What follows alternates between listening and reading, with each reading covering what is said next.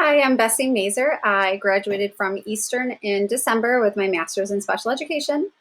This research on what barriers secondary schools present when implementing the response to intervention system is dedicated to my advisor, Dr. Derek Fries, who has been my constant source of support and knowledge this entire journey. Okay, a little bit about me. I am currently a special education teacher in Southeastern Michigan. This is year 7 for me, and all of my experience has been at the middle school level. The first few years of my career, I was working in a charter where we had the child study process for RTI, so it's a little bit different than what I'm looking at specifically in this research.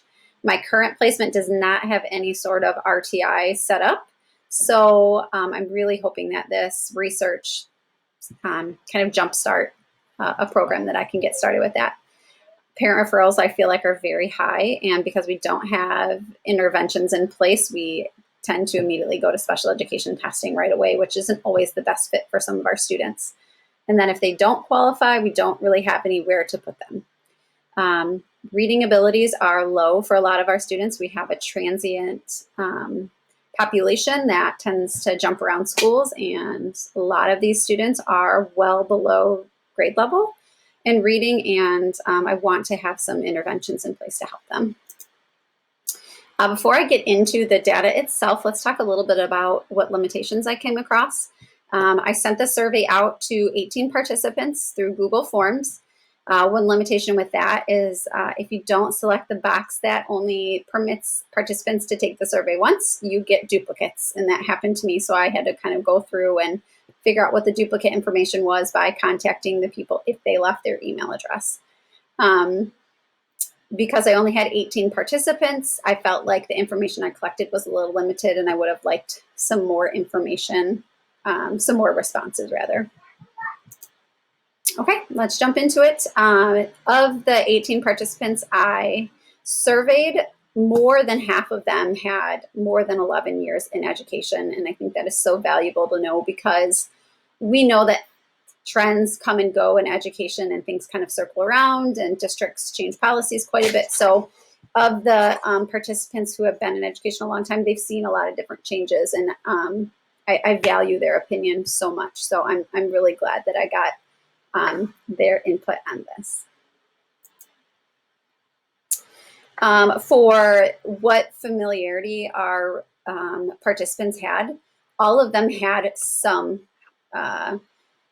information on RTI. So that was really important for me in moving forward with the survey. If they weren't familiar at all, I didn't want them to continue on with this survey.